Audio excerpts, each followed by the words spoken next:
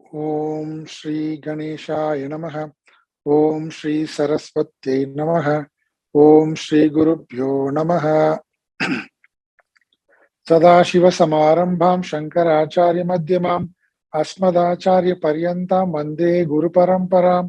ஸ்ருதி ஸ்மிருதி புராணானாம் ஆலயம் கருணாலயம் நமாமி பகவத்பாத சங்கரம் லோக சங்கரம். சங்கரம் சங்கராச்சாரியம் கேசவம் பாதராயணம் சூத்திர பாஷ்ய கிருதௌ வந்தே பகவந்தः புனः புனः. சமஸ்த ஜன கல்யாணே நிரதம் கருணாமயம் நமாமி சின்மயம் தேவம் சத்குரும் பிரம்ம வித்வரம். சத்குரும் பிரம்ம வித்வரம். ஹரியும். நம்ம இப்போ கீதா தியான ஸ்லோகம் முதல் ஸ்லோகம் சேர்ந்து படிக்கலாம். ஓம் பார்த்தாய பிரதிபோதிதா பகவதா நாராயணேன ஸ்வயம் வியாசேன கிரதிதாம் புராண முனினா மத்தியே மகாபாரதம் அத்வைதாமிருதவர்ஷிணீம் பகவதீம் அஷ்டாதசாத்யாயினீம் அம்ப த்வாமனுசந்ததாமி பகவத்கீதே பவத்வேஷிணீம் பகவத்கீதே பவத்வேஷிணீம்.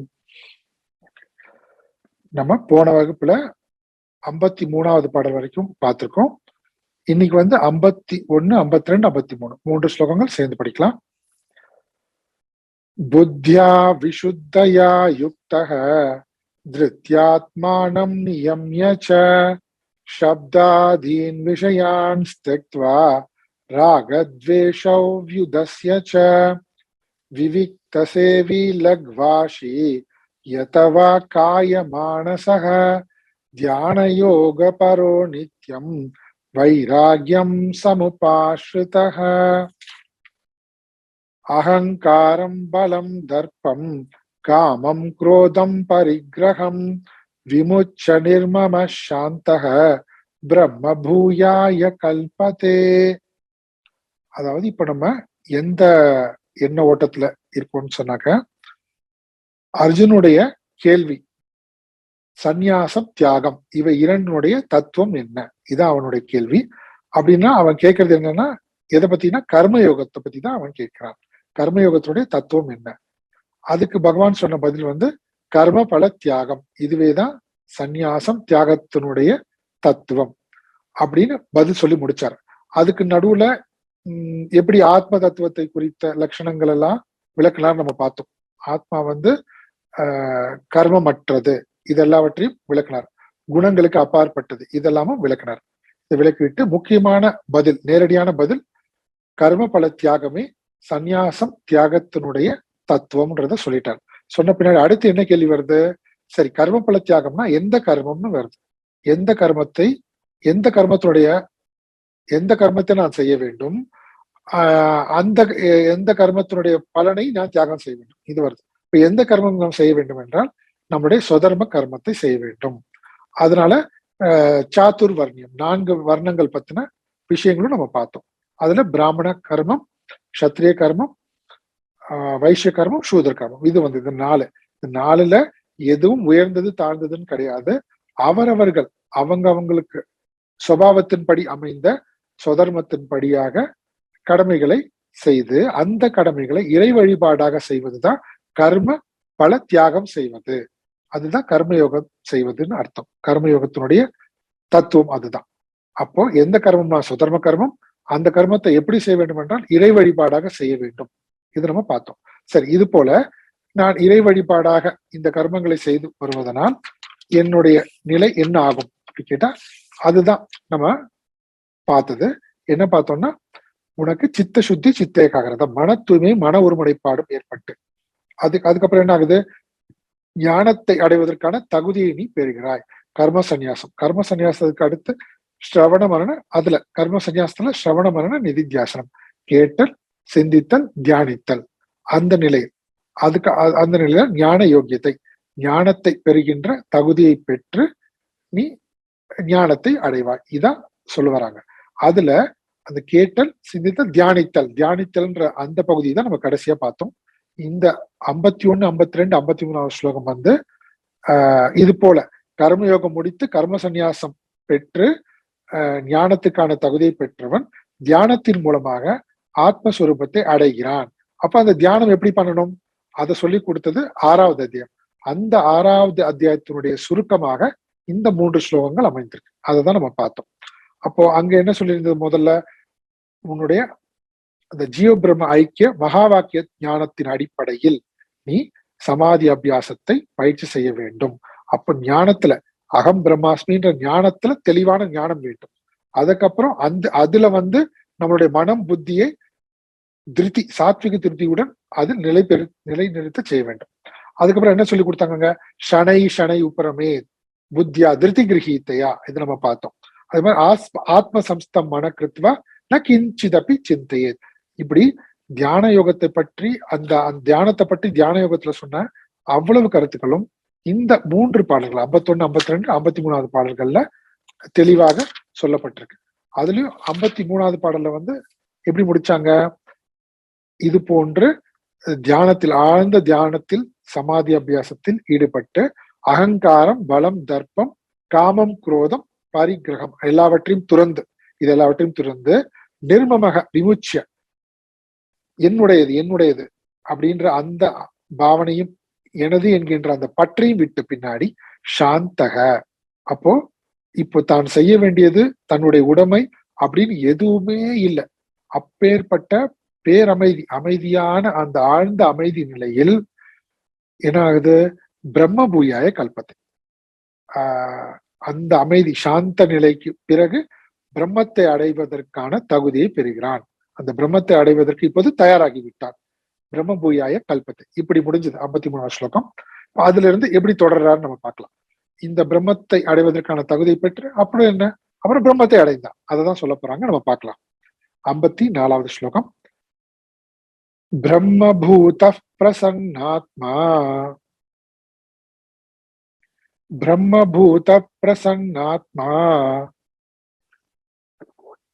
ந சோச்சதி ந காங்க்ஷதி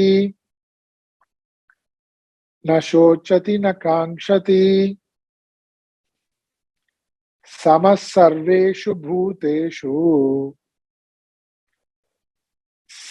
சர்வேஷு பூதேஷு மத்பக்திம் லபதே பராம்.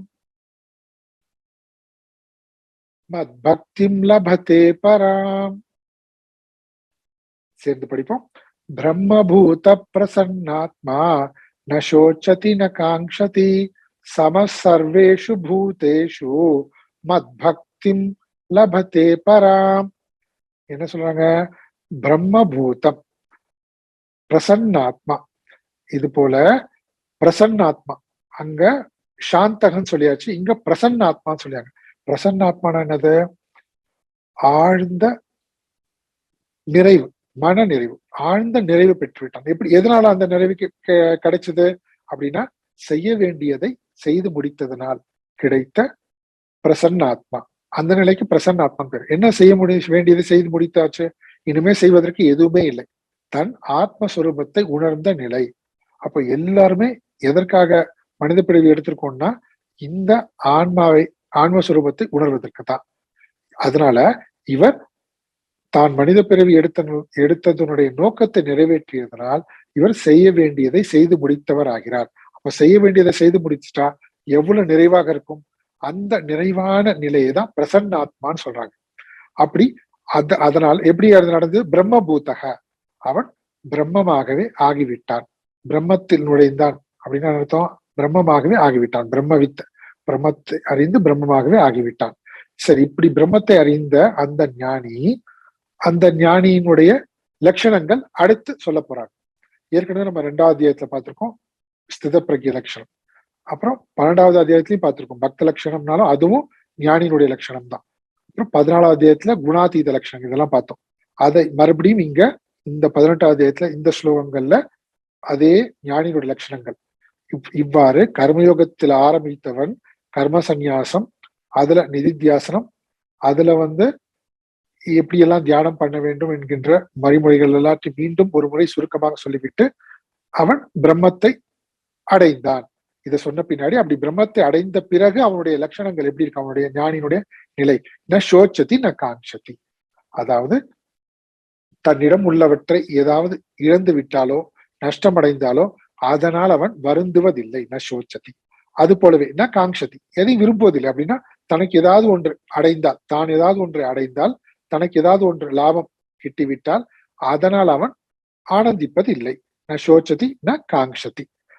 இதெல்லாம் தான் என்னது ஞானியினுடைய லட்சணங்கள். முன்னாடியே நம்ம பார்த்திருக்கோம். சரி, இப்படி இருக்கும்போது அவன் எல்லா உயிர்களிடத்து எப்படி இருக்கான்? சம சர்வேஷு பூதேஷு.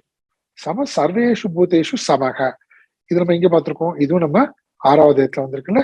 சுகுருன் மித்ராருதாசீன மத்தியஸ்தத்வேஷ பந்துஷு சாதுஷ்வபிச்ச பாபேஷு சமபுத்திர் விசிஷ்யதே. அப்போ எல்லோரிடத்திலும் சமபுத்தி உடையவனாக இருக்கிறான். சமபுத்தி உடையவனாக இருக்கிறான்னு அர்த்தம், தன்னை போலவே ஆத்ம உபம்யன சர்வத்திர சமம் பஷ்யதி யோர்ஜுன சொல்லியிருக்காருல்ல. தன் ஆத்மாவையே அனைவரிடத்திலும் பார்ப்பது அப்படின்னு அர்த்தம். அனைவரையும் தன் ஆத்மாவாகவே பார்ப்பது. இதுதான் சம சர்வேஷு பூதேஷு. இப்படி பார்க்கின்ற இந்த நிலையே என்னன்னு சொல்றாரு இங்க பகவான்? லபத்தே பராம் மத் பக்தி, மத் பக்தி, மத் பராம் பக்தி லபத்தே. என்னிடத்து மேலான பக்தியை பெறுகிறான். மேலான பக்தின்றது பராபக்தின்றது என்னது? இந்த ஞான லட்சணம் தான் பராபக்தி. அதாவது இறை சொரூபம் என் சொரூபமும் ஒன்று என்கின்ற இந்த ஞானமே, அகம் பிரம்மாஸ்மின்ற இந்த ஞானத்தோடு கூடியதே பக்தியே பராம் பக்தி. இதுதான் இங்க லபத்தே மத் பராம் பக்தின்னு இங்க சொல்றாரு. அப்போ இந்த கர்மயோகத்துல ஆரம்பிச்சவன் ஞானத்தை அடைந்து பராபக்தி நிலையை அடைகிறான். அவன் இந்த உலக பொருட்களை பொறுத்த வரைக்கும் அங்க முன்னாடியே சொன்னது போல இங்க என்ன சொன்னாரு? ந சோச்சதி ந காங்ஷதி சர்வபூதேஷு சமக. மற்ற உயிர்களை பொறுத்த வரைக்கும் என்னது? எல்லோரையுமே ஆத்மஸ்வரூபமாகவே காண்கின்றான். அப்படி காண்கின்ற அந்த நிலையை பராம் பக்தி, என்னிடத்து செலுத்துகின்ற மேலான பக்தி. அதுதான் நம்ம 12வது நம்ம முன்னாடி 4 விதமான பக்தியில ஞான பக்தி, ஞானி பக்தி நம்ம பார்த்திருக்கோம். அது போலவே குணாதீத, நம்ம ஸ்தித பிரஜன், இது எல்லாமே ஞான பக்தி இதை சொல்லியிருக்காரு. அவங்க எப்படி பார்ப்பாங்க? மறுபடியும் இன்னொரு ஸ்லோகமும் ஞாபகம் எடுத்து பாருங்க. வித்யா வினய சம்பன்னே பிராமணே கவி ஹஸ்தினி சுனி சைவ ஸ்வபாக்கேச்ச பண்டிதா சமதர்ஷினக. மறுபடியும் என்ன சொல்றாங்க? சமதர்ஷினக, சம சர்வபூதேஷு சம. இதுவே ஞானியினுடைய லட்சணமாக இருக்கு. இதுவே இறைவனிடத்தை செலுத்துகின்ற பராபக்தி, இறை சுரூபத்திடம் கொண்டிருக்கின்ற இந்த ஐக்கிய பாவனையே, ஜீவபிரம்ம ஐக்கிய பாவனையே பராபக்தி ஞான லட்சணமாகவும் பக்தி லட்சணமாகவும் ஞான பக்தியாக இருக்கின்றது. சரி, இந்த நிலையோடு கூடியவன், இந்த பராபக்தியுடன் கூடியவனுடைய அந்த முக்தி நிலை எப்படிப்பட்டது? அதை மேலும் விளக்குகிறார். அடுத்த ஸ்லோகத்தை பார்க்கலாம். பக்தியா மாமபிஜானாதி, பக்தியா மாமபிஜானாதி யாவான் யஸ்சாஸ்மி தத்வதஹ, யாவான் யஸ்சாஸ்மி தத்வதஹ ததோ மாம் தத்வதோ ஞாத்வா, ததோ மாம் தத்வதோ ஞாத்வா விஷதே ததனந்தரம், விஷதே ததனந்தரம். சேர்ந்து படிப்போம். பக்தியா மாமபிஜானாதி யாவான் யஸ்சாஸ்மி தத்வதஹ ததோ மாம் தத்வதோ ஞாத்வா விஷதே ததனந்தரம். சரி, இங்க என்ன சொல்றாரு? பக்தியா மாம் அபிஜானாதி, பக்தியினால் மாம் என்னை அபிஜானாதி முழுவதுமாக அறிந்து கொள்கிறவன், அறிகிறான். எப்படி எதை அறிகிறான்? பகவானை பற்றி முழுமையாக. யாவான் யக ச அஸ்மி, நான் எப்படிப்பட்ட தன்மை உடையவனாக இருக்கிறேன் என்பதை மாம் பக்தியா என்னிடத்து செலுத்துகின்ற பக்தியினால். என்ன பக்தி? பராபக்தி. அப்ப பராபக்தின்றது என்னது? முழுமையாக இறைவனை குறித்து அறிந்து கொள்கின்றதே தான். அது அந்த ஞானத்துடன் கூடிய அந்த நிலை. மாம் பக்தியா தத்துவத்தக அபிஜானாதி, என்னுடைய தத்துவம் சொல்லும்போது என்ன? உண்மை சொரூபம். என்னுடைய உண்மை சொரூபத்துடன் கூடி, உண்மை சொரூபம் பொய் சொரூபம் எதா இருக்கா? அப்படி கிடையாது. உபாதியுடன் கூடிய சொரூபம், நிருபாதிக சொரூபம், உபாதி அற்ற சொரூபம். இந்த இரண்டையுமே முழுமையாக அறிந்து கொள்கிறான் என்னிடத்து கொண்ட பக்தியினால். என்ன பக்தி? போன ஸ்லோகத்துல சொன்ன பரா பக்தி, ஞான லட்சண பக்தி. அதுதான் அங்க. அது என்னது? அகம் பிரம்மாஸ்மி என்கின்ற திடமான ஞானம், மாறாத ஞானம். இது எப்படிப்பட்டது? இது எல்லா இடத்திலும் அந்த ஒரே இறை சுரூபத்தை பார்க்கின்ற நிலை. இதுதான் இங்க. அந்த நிலையில என்ன என்ன அடைகிறான்? தத்துவத்தக அபிஜானாத்தி, முழுமையாக அழிகிறான் என் சுரூபத்தை. இங்க என்ன பார்த்தோம் நம்ம? யாவான் யகச்ச அஸ்மி, நான் எப்பேற்பட்ட தன்மை உடையவனாக இருக்கிறேன், எதுவரை என்னுடைய எந்த அளவுக்கு என்னுடைய சொரூபத்தை உணர்கிறான், எந்த அளவு நான் இருக்கிறேனோ அந்த அளவு அப்படின்னு சொல்லும் போது உபாதிகளுடன் கூடி சமஷ்டி சொரூபம். இதையும் நம்ம பார்த்திருக்கோம். இப்படி எல்லாம் பார்த்திருக்கோம் நம்ம. பரா பிரகிருதி, அபரா பிரகிருதி. அபரா பிரகிருதி நம்ம பார்த்திருக்கோம். அப்போ உபாதிகளுடன் கூடிய இறை சுரூபம், இந்த உலகம் முழுவதுமே இறைவனுடைய உபாதி, இறைவனுடைய அபரா பிரகிருதி. அது போலவே க்ஷேத்திரம், இது எல்லாமே க்ஷேத்திரம் நம்ம பார்த்திருக்கோம். அப்புறம் என்ன?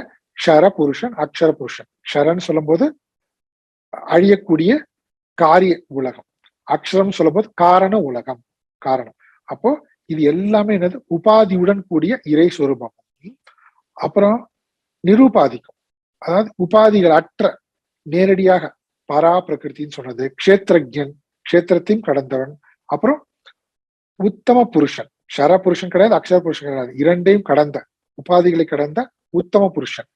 இப்படி இவ்விதமாக என்னை மாம் ததக, மாம் தத்துவதக ஞாத்வா, என்னை உள்ளபடி அறிந்து, உபாதிகள் அற்ற என் சொரூபத்தையும் அறிந்து, ஞாத்வா விஷத்தை, ததனந்தரம் விஷத்தை, அதன் பேர் என்ன ஆகுது?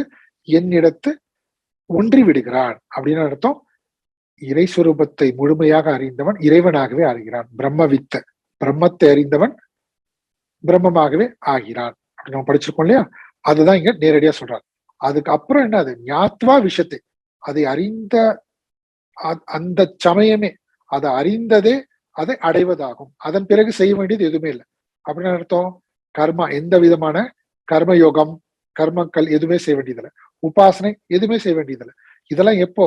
இந்த ஞானத்தை பெறுவதற்கு முன்னாடி செய்ய வேண்டியது. இந்த ஞானத்தை அடைந்த உடனேயே அந்த இறை சுரூபமாகவே ஆகிவிடுகிறான். அதனால மாம் தத்துவதக ஞாத்வா விஷத்தை, ஞாத்வா விஷத்தை, அறிந்தவுடன் என்னிடத்து ஒன்றி விடுகிறான், அதாவது என் சுரூபமாகவே ஆகிவிடுகிறான். ததனந்தரம், அதன் பிறகு. இதுதான் இந்த ஸ்லோகத்துல சொல்றாரு. அப்போ பிரம்மபூயாய கல்பத்தேன்னு முன்னாடி 53வது ஸ்லோகத்துல பிரம்மத்தை அறிவதற்கான அடைவதற்கான தகுதியை பெற்று பிரம்மபூதக, பிரம்மத்தையே அடைந்து, அப்படி பிரம்மத்தை அடைந்த அந்த ஞானியாகி அந்த ஞான நிலையில அவனுடைய லட்சணம் என்ன? ந சோச்சதி ந காங்ஷதி, உலக பொருட்கள் தன்னை விட்டு நீங்கும் பொழுது சோகம் அடைவதும் இல்லை, ஏதாவது உலக பொருட்கள் தன்னிடம் வந்து சேரும்போது, லாபம் வந்து சேரும்போது, கிடைக்க பெற்ற போதும் அதனால் மகிழ்ச்சி அடைவதில்லை.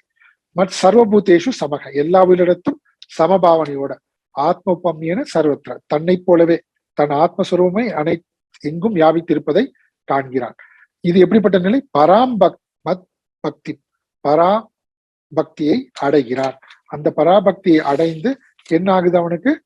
பக்தியா மீண்டும் பாருங்க, என் நிலையை முழுமையாக என் சொரூபத்தை நிலை பெற்று விடுகிறான்.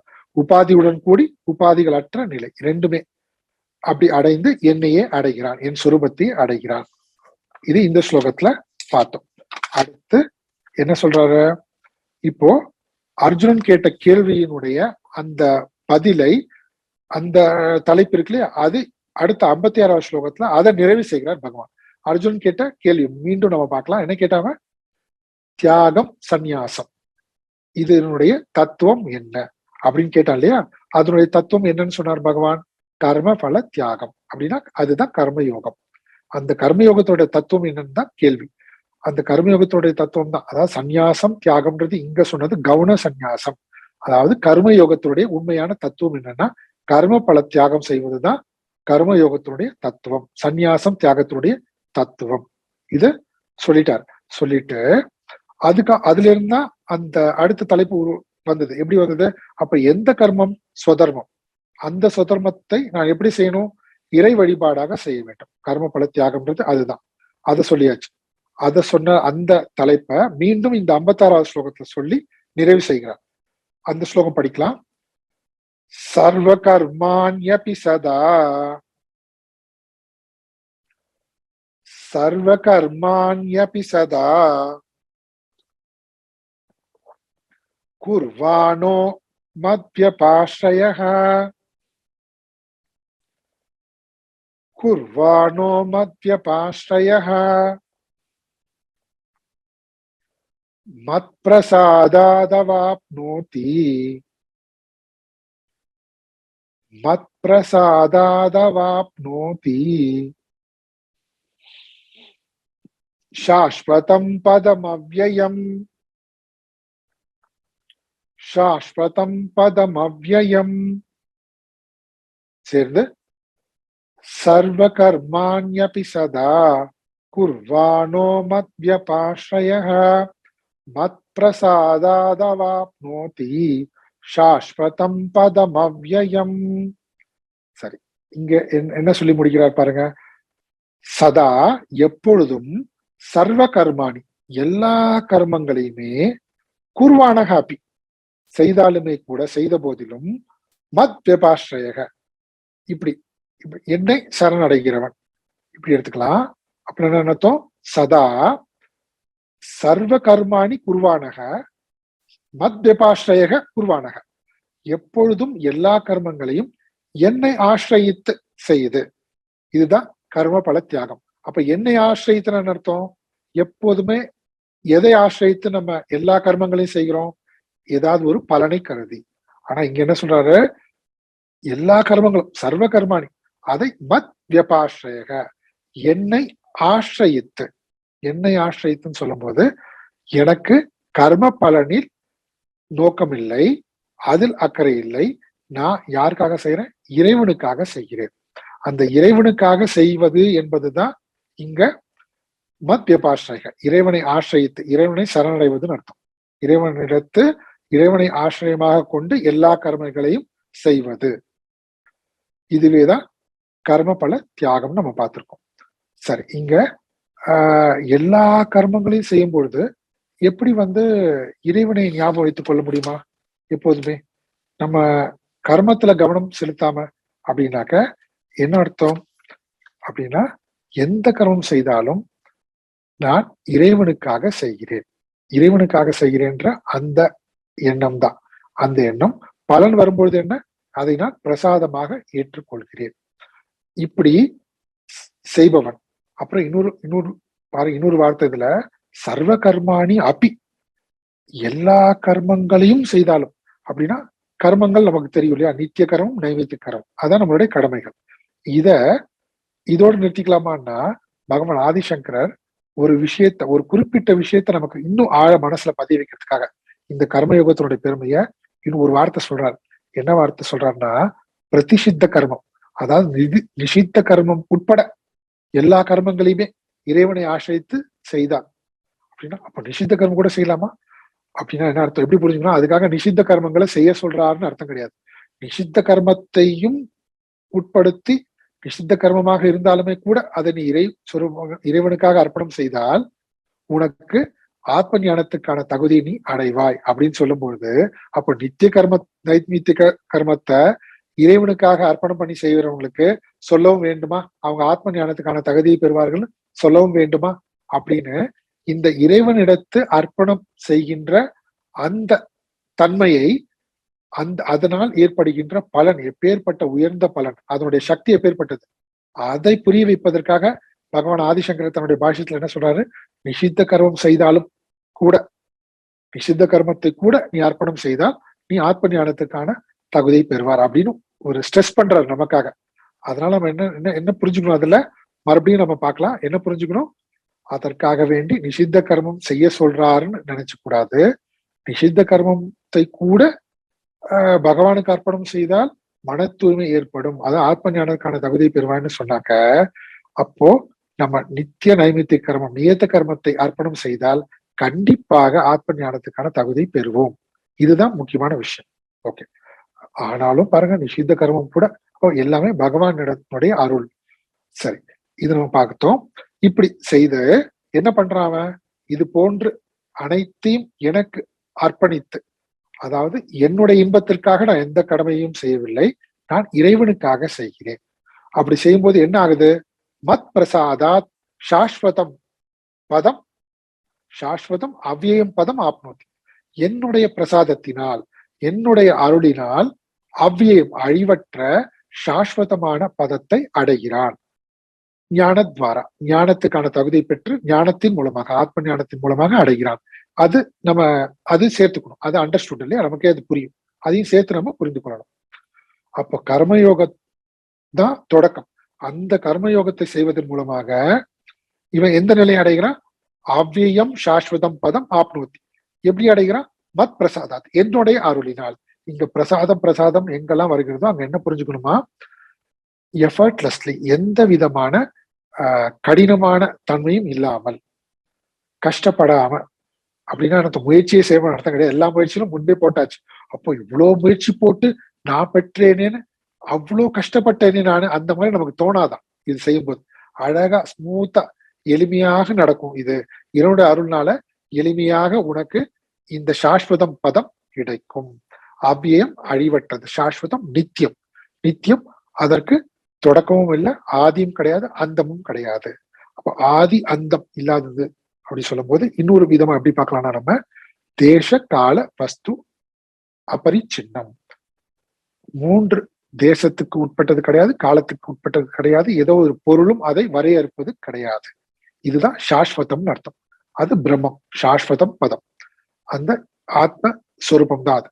அந்த ஆத்மஸ்வரூபமான இருக்கின்ற சாஸ்வத பதத்தை, நிலையான அந்த பதத்தை அவன் அடைகிறான். இதுவும் சொல்லிட்டார். அப்போ மறுபடியும் பாருங்க, அர்ஜுனன் கேட்ட கேள்வியினுடைய தொடர்ச்சி தான். சந்நியாசம் தியாகத்தினுடைய தத்துவம் என்ன? கர்மபல தியாகம். அந்த கர்மபல தியாகத்தை அப்படின்னா என்ன? என்னை எனக்கு வழிபாடாக செய்வது. மத் வியபாஸ்ரேக, சதா எப்பொழுதும். என்னடா எப்ப பாரு நான் கர்மத்தையே செய்து கொண்டிருக்கேன்னு நீ புலம்ப வேண்டியதில்லை. அதை எனக்கு அர்ப்பணம் செய்து விட்டால் உனக்கு என்ன கிடைக்கும்? அவ்வியம் சாஸ்வதம் பதம் ஆப்னோத்தி, என்னுடைய அருள்னால் கிடைக்கும். இதுக்கு நடுவுல நமக்கு என்னெல்லாம் புரிஞ்சுக்கணும்? கர்ம சந்நியாசம், கர்மயோகம், கர்ம சந்நியாசம். அந்த கர்ம சந்நியாசம்ன்றது என்னது? அங்க இருக்கக்கூடிய கடமைகள் ஸ்ரவண மரண நிதித்தியாசனம். அதன் மூலமாக ஞான நிஷ்டா, ஞான யோகிதை, ஞான நிஷ்டா. அப்புறம் சாஸ்வதம் பதம் ஆப்னோத்தி. ஓகே, இத சொன்னவர் மறுபடியும் என்ன சொல்ல போறாரு? சரி, இப்போ இங்க மத்யபாஸ்ரேகன் சொன்னார் இல்லையா? இந்த கர்மத்தை மறுபடியும் தெளிவாக சொல்றாரு, எப்படி செய்யணும்ட்டு இன்னும் விலாவரியா சொல்றாரு. நம்ம பார்க்கலாம். சேதசா சர்வ கர்மாணி, சேதசா சர்வ கர்மாணி மயி சந்நியஸ்ய மத்பரஹ, மயி சந்நியஸ்ய மத்பரஹ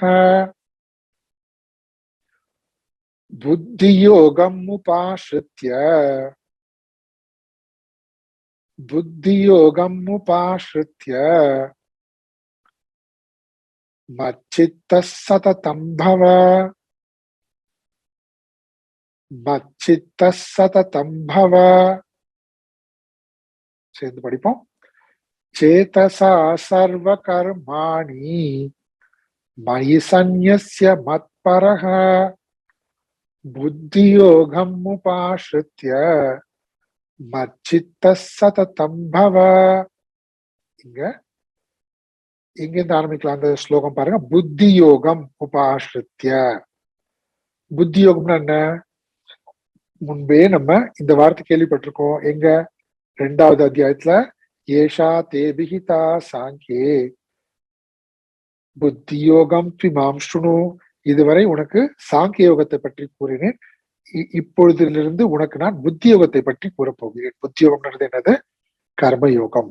எப்படி புத்தி யோகம்ன்றது கர்மயோகம்னு வந்தது? புத்தி யோகம்ன்றது 2வது அத்தியாயத்துல பார்க்கும்போது விவசாயாத்மிகா புத்தி ஏகேக குருநந்தன பகுஷாக்காய ஹனந்தாச்ச, இது நம்ம படிச்சிருக்கோம் இல்லையா?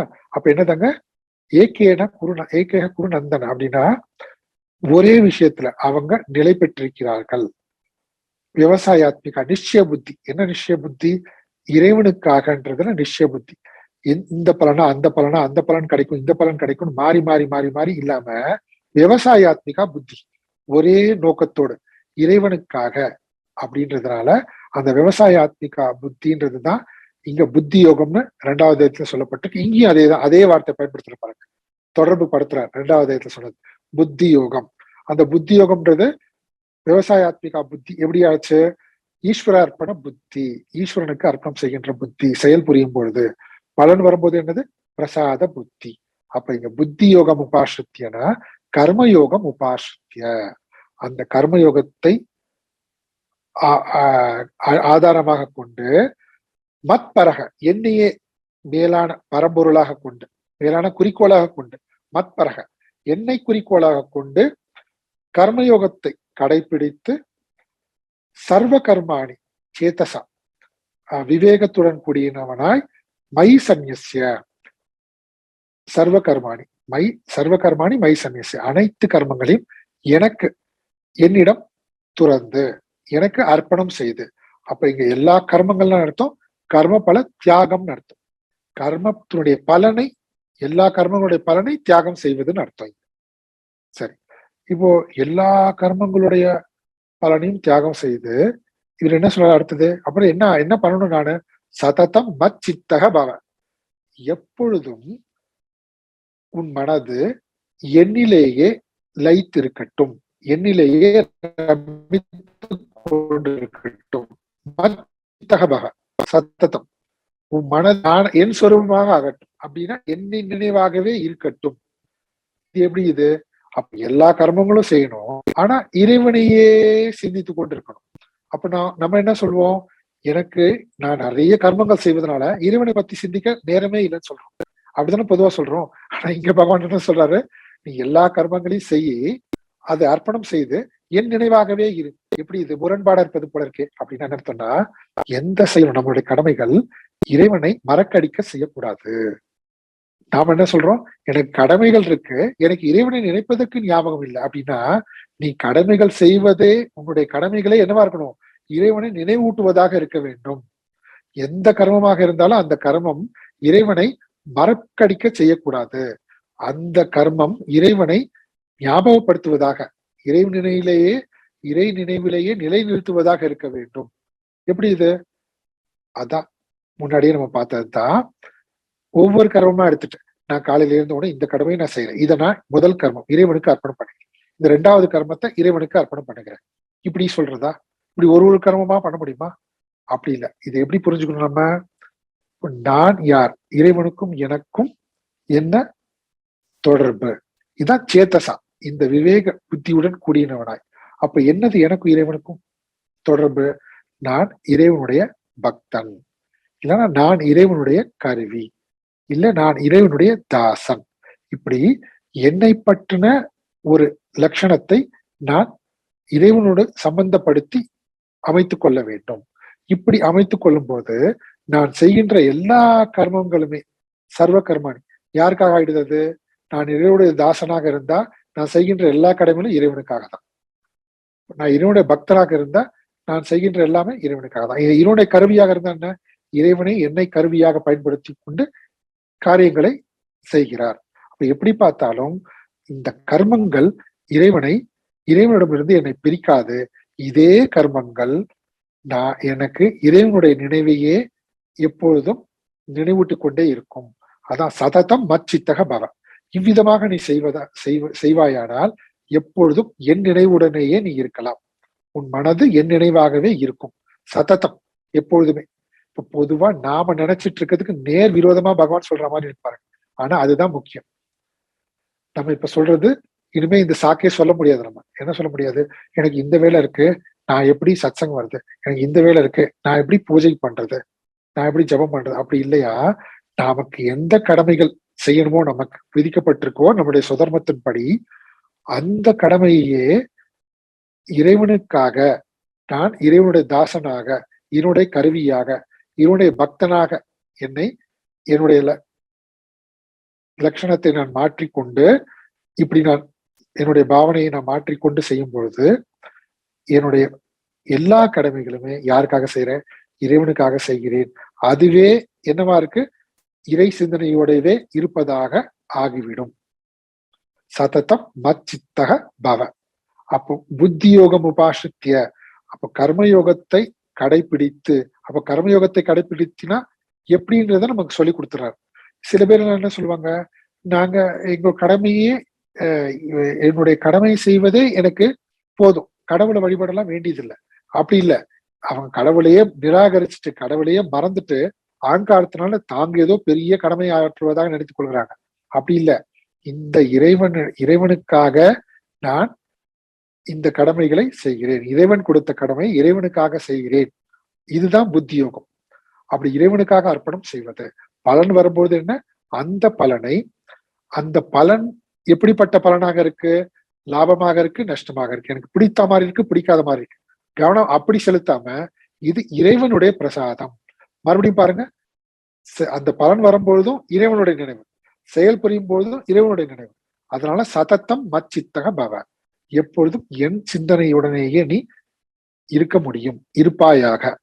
இதான் சொல்றார் பகவான் அர்ஜுனனுக்கு. நீ என்ன செய்யணும்? இது வரைக்கும் நீ கேட்ட எல்லா கேள்விக்கும் நான் பதில் சொல்லிட்டேன். உன்னுடைய குழப்பங்கள் எல்லாமே இப்போ நிவர்த்தி ஆயிடுச்சு, தெளிவடைஞ்சு விட்டது. அப்ப நீ என்ன செய்யணும் அர்ஜுனா? அப்போ அத நான் உனக்கு சொல்றேன். சததம் மச்சித்தக பவ. இப்ப அர்ஜுனன் கிட்ட நேரடியா சொல்றார், எப்பொழுதும் என் நினைவாகவே இரு. அப்பா அதே தானே நானும் சொன்னேன், உன் நினைவாகவே இருக்கேனே. என்னுடைய கடமை எல்லாம் விட்டுட்டு போய் எங்கேயாவது உனக்கு முன்னாடி நான் கண்ணை மூடி உட்காந்துட்டுமா? கிடையாது, அப்படி கிடையாது. அதுதான் குறிக்கோள். அந்த சந்நியாசம், ஆத்ம ஞானம், அதுதான் குறிக்கோள். ஆனா அதை அடைவதற்கு இப்பொழுது நீ என்ன செய்யணும்? இப்பொழுதே என் நினைவோடவே உன்னால இருக்க முடியும்.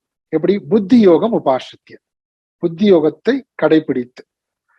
புத்தி யோகத்தை கடைபிடிக்க மத்பரக, என்னையே குறிக்கோளாக கொண்டு, அதாவது உன்னுடைய கடமை எல்லாவற்றையும் எனக்காக செய்கின்றாய், இறைவனுக்காக செய்கின்ற என்ற நினைவுடன், சேத்தசா.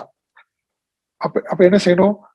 மயி சர்வ கர்மாணி மயி சந்நியசி, அனைத்து கர்மங்கள் அதனுடைய பலன்களை எனக்கு அர்ப்பணம் செய்து விடு. இதுதான் புத்தி யோகம் உபாசத்திய. இவ்விதம் செய்வதன் மூலமாகவே உன்னுடைய மனதில் என்னுடைய நினைவே இருக்கும், எப்பொழுதும் இருக்கும்.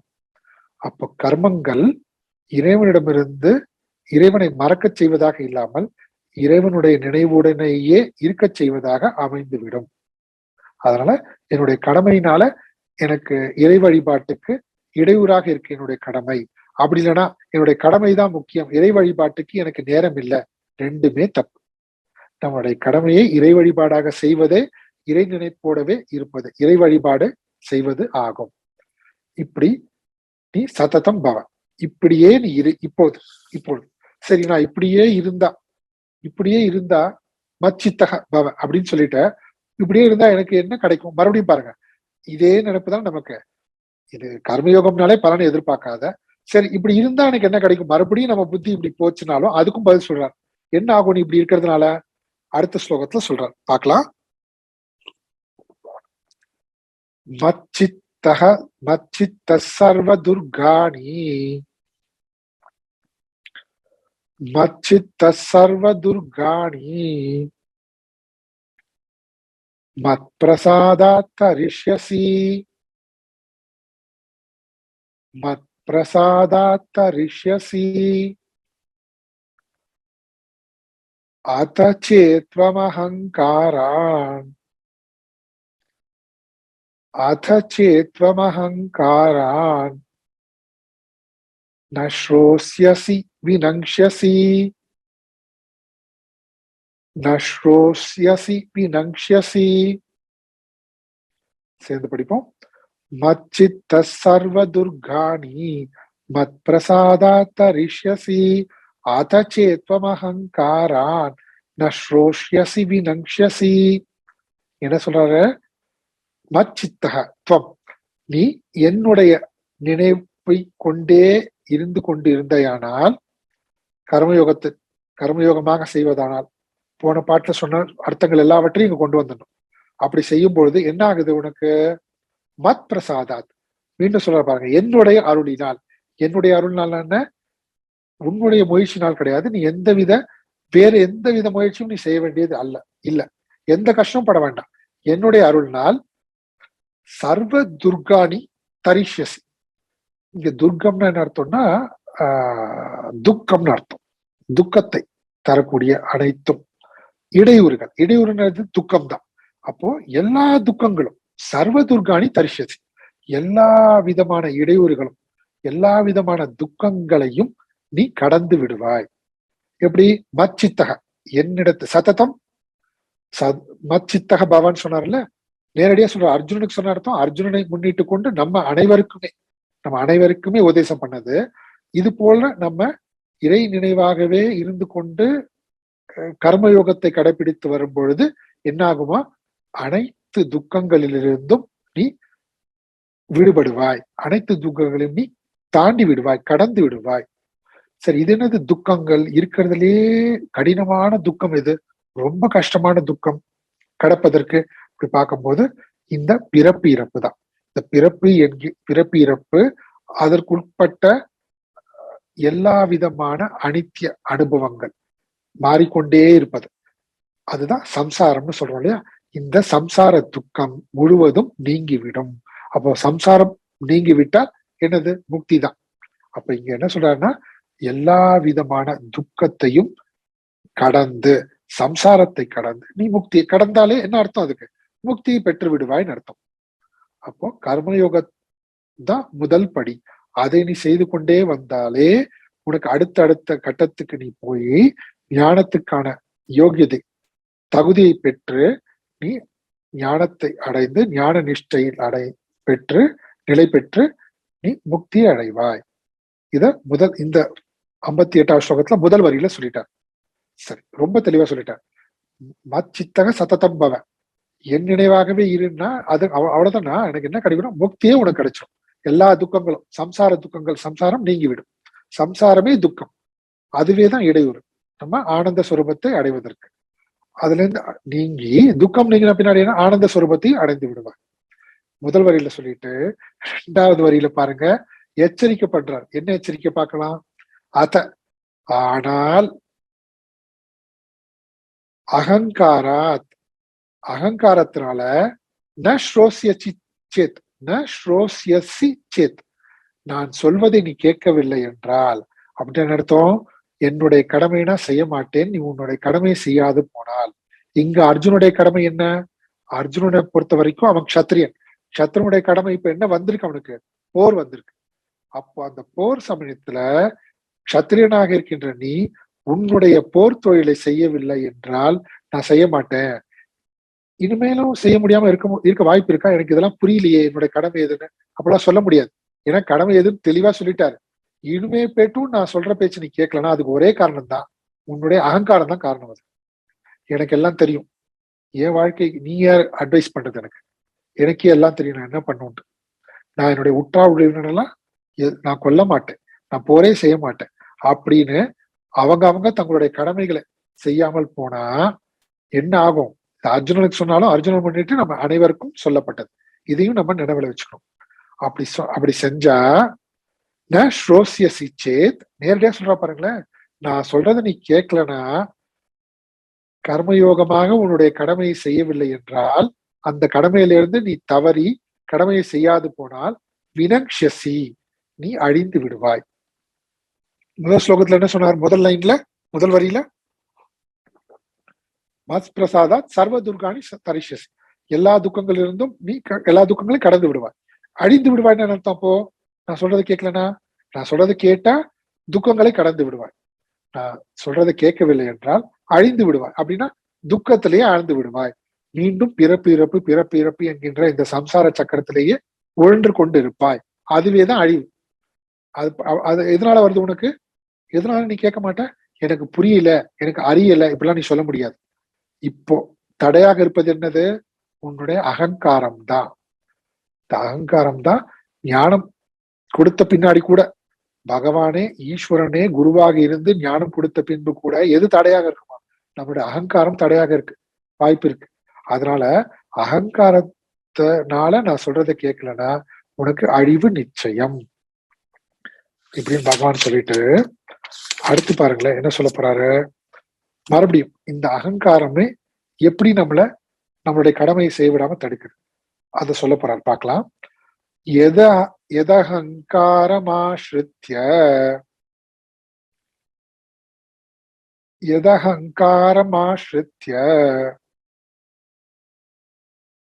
ந யோத்ஸ்ய இதி மன்யசே न योत्स्य इति मन्यसे मिथ्यैषा व्यवसायस्ते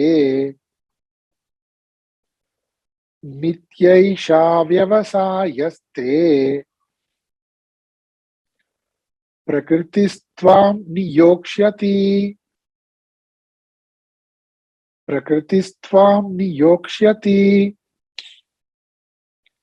சேர்ந்து படிப்போம். यदहङ्कारमाश्रित्य न योत्स्य इति मन्यसे मिथ्यैषा व्यवसायस्ते பிரகிருதிஸ்துவாம் நியோக்ஷதி. போன ஸ்லோகத்துலதான் பகவான் எச்சரிக்கை பண்ணார்ல, வினக்ஷசின்னு எச்சரிக்கை பண்ணாருன்னா ஸ்ரோசேத் வினக்ஷசி, நான் சொல்வதை கேட்கவில்லை என்றால் அழிந்து விடுவார். இப்படி நான் எச்சரிக்கை பண்ண பிறகும் அகங்காரம் ஆசிரித்தி, அகங்காரத்தை கை கொண்டு அகங்காரத்தினால நான் யோசிச்சு மன்னியசி, நான் போர் புரிய மாட்டேன், அதாவது நான் என்னுடைய கடமையை செய்ய மாட்டேன்னு நீ முடிவு செய்தாயானால் இதுக்கு என்ன காரணமாக இருக்கும்? இதுக்கு அறியாமை காரணம் கிடையாது. என்னுடைய கடமைகள் தர்மம் எது அதர்மம் எதுன்னு எனக்கு சந்தேகம் இருக்கு, அதுவும் சொல்ல முடியாது. இப்போ ஏன் பகவான் எல்லா விதமான சந்தேகங்களும் அர்ஜுனுடைய கேள்விகளையும் நீக்கிவிட்டார். இப்போ எல்லாம் தெரிஞ்ச பின்னாடி அப்ப கூட என்னுடைய கடமை நான் செய்ய மாட்டேன்னா அதுக்கு ஒரே காரணம் என்னன்னா அகங்காரம் தான். இப்படி நீ முடிவு செய்தால், நீ செய்த முடிவு என்ன தெரியுமா? தே ஏஷ விவசாய மித்யா, விவசாயஸ்தேன்னு வந்ததுல மித்யேஷா விவசாயஸ்தே, உன்னுடைய இந்த நிச்சயமான முடிவு, நான் யோசிச்சு நான் போர் புரிய மாட்டேன் என்கின்ற நீ எடுத்த அந்த முடிவு மித்யா. என்ன ஆயிடும்? மித்யானா இங்க பொய்ன்னு அர்த்தம், பொய்யாகிவிடும். அப்படின்னா இல்லையா, அது எப்படி பொய்யாகிவிடும்? நான் தானே முடிவு பண்ணேன், நான் போர் செய்ய மாட்டேன், கடமை செய்ய மாட்டேன், நான் தானே முடிவு எடுத்தேன். அப்படின்னா பொய்ன்றது என்னது? ஒரு விஷயத்துல நிலை பெற முடியாமல் போவதுதான் பொய் இல்லையா? நீ எடுத்த இந்த முடிவே பொய்யாகிவிடும். அப்படின்னு அர்த்தம், நான் போர் செய்ய மாட்டேன் நீ முடிவெடுத்தாலும் உன்னால் போர் செய்யாமல் இருக்க முடியாதுன்னு அர்த்தம். அந்த முடிவிலிருந்து, அந்த முடிவில் உன்னால் நிலை பெற்று நிற்க முடியாது, நீ மாறி விடுவாய். அப்படின்னா நீ போர் செய்து விடுவாய். எப்படி? நான் மாட்டேன்பா, நான் முடிவு செஞ்சுட்டேன், எப்படி நான் போய் செய்வேன்? நான் தான் முடியாதுன்றேன்னு. இல்ல இல்ல, அப்படி கிடையாது. ஏனென்றால் பிரகிருதி துவாம் நியோக்ஷதி, பிரகிருதி உன்னுடைய இயல்பு, உன்னுடைய சுபாவம், துவாம் உன்னை, நியோக்ஷதி உன்னை ஈடுபடுத்தி விடும், உன் செயலில் ஈடுபடுத்தி விடும். இப்ப நம்ம ஏற்கனவே பார்த்தோம், நம்ம 4 வகையான மனிதர்கள் பார்த்தோம். அவங்கவுங்க சுபாவத்தின்படி சத்திரியர்களாக இருக்காங்க, பிராமணனாக இருக்காங்க, வைஷ்யனாக இருக்காங்க, சூத்திரனாக இருக்காங்க. அவங்க சுபாவத்தின்படிதான் செயல் புரிய முடியும் இல்லையா? இப்போ எந்தவித சுபாவத்தினால ஏற்படுகின்ற கர்மமும் உயர்ந்ததும் கிடையாது, தாழ்ந்ததும் கிடையாது. குணகர்ம விவாகசக, அது அவங்களுக்கு விதிக்கப்பட்டிருக்கு, தன்னுடைய சுபாவத்தின்படி அமைந்திருக்கு. அது உன்னை என்ன செஞ்சிருமா? உன்னை உன் சுபாவ கர்மத்தில் ஈடுபடுத்தி விடும். இப்போது நீ சொல்லலாம், எனக்கு இந்த போரே வேண்டாம், இரத்தத்தினால பெறுகின்ற இந்த வெற்றி வேண்டாம், நான் போய் பிக்ஷை எடுத்து உண்கிறேன் அப்படின்னு சத்திரிய சுபாவம் இருக்கிற நீ, நான் இப்பொழுது அந்த நிலையிலேயே இருந்து கொண்டு நான் சன்னியாசத்தை மேல் கூறுகிறேன்னா அது உன்னுடைய தர்மம் கிடையாது. நீ என்ன செய்வ? கொஞ்ச காலம் கழிச்சு நீ மீண்டும் ஒரு கூட்டத்தை சேர்த்துப்ப. இப்படி போர்ல நீ ஈடுபடாம போனாலும், அப்படி கௌரவர்கள் வெற்றி பெற்று அந்த செய்தி உனக்கு கிடைக்கும் போது நீ என்ன செய்வ? அவங்கள பழி வாங்க துடிப்ப. அப்படின்னு அர்த்தம் பிரகிருதி துவாம் நியோக்ஷதி. நான் யோசிச்சு மன்னியசு, இப்பொழுது நான் போர் செய்ய மாட்டேன் நீ முடிவெடுத்து செய்யாம போனாலும் பிரகிருதிக்கு துவாம் நியோக்ஷதி, உன்னுடைய சுபாவத்தினால் அமைந்த உன்னுடைய இயல்பு உன்னை உன்னுடைய சுபாவ கர்மத்தில் ஆழ்த்திவிடும், உன்னால் அமைதியாக இருக்க முடியாது. அதனால் நீ என்ன செய்வ? இப்பவே உன்னுடைய கடமையை நீ செய்துதான் தீர வேண்டும். உனக்கு சாய்ஸ் கொடுக்கப்படவில்லை. என்ன என்ன வாய்ப்பு கொடுக்கப்படல? என்ன வாய்ப்பு கிடையாது உனக்கு? நான் கடமை செய்வதா செய்ய வேண்டாமான்றதுல வாய்ப்பே கிடையாது. அப்ப எதுல வாய்ப்பு இருக்கு உனக்கு?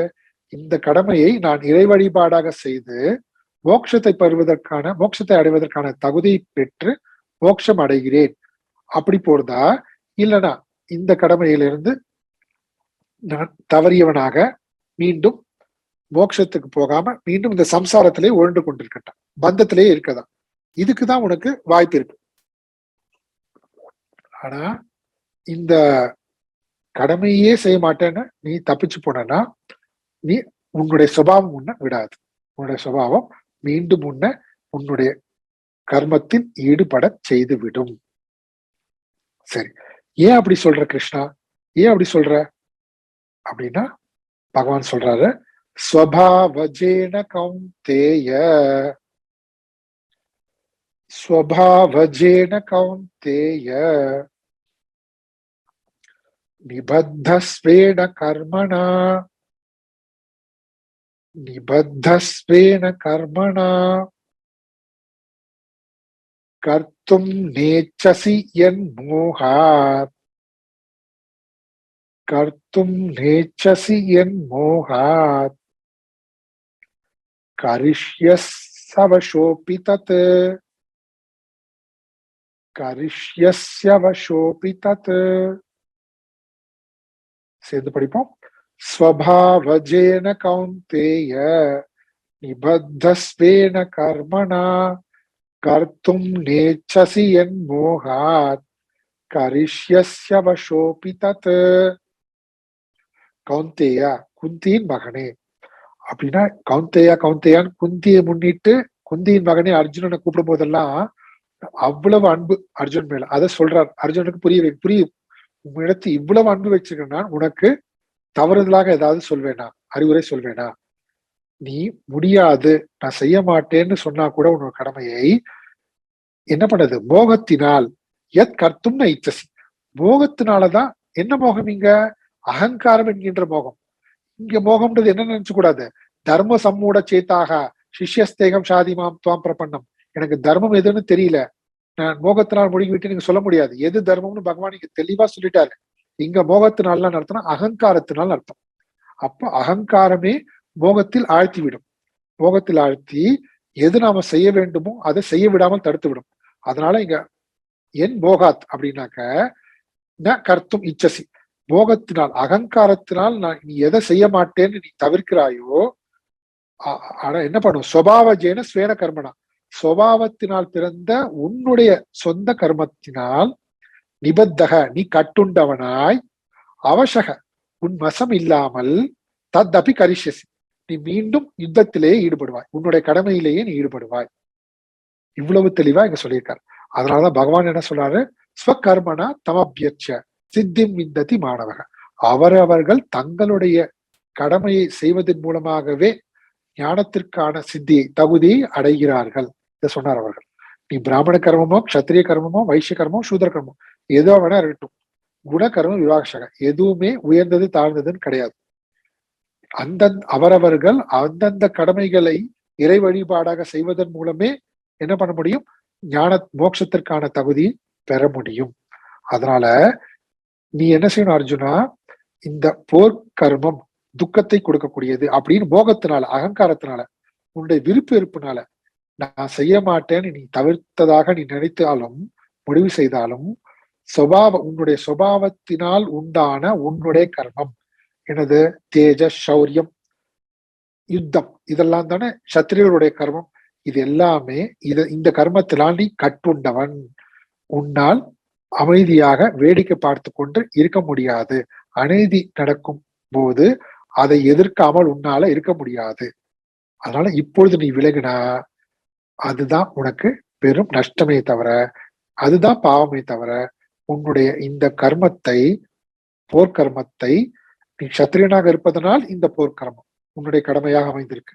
அந்த கடமையை மத் பரக மை சந்நிய சததம் மத் சித்தக பவ, என்னை மேலாக, என்னை குறிக்கோளாக கொண்டு இந்த கடமையை கர்மயோக பாவனையுடன் செய்வதன் மூலமாக என்னையே நினைத்துக் கொண்டிருக்கும் பொழுது நீ எந்த பாவத்தையும் அடைய மாட்டா.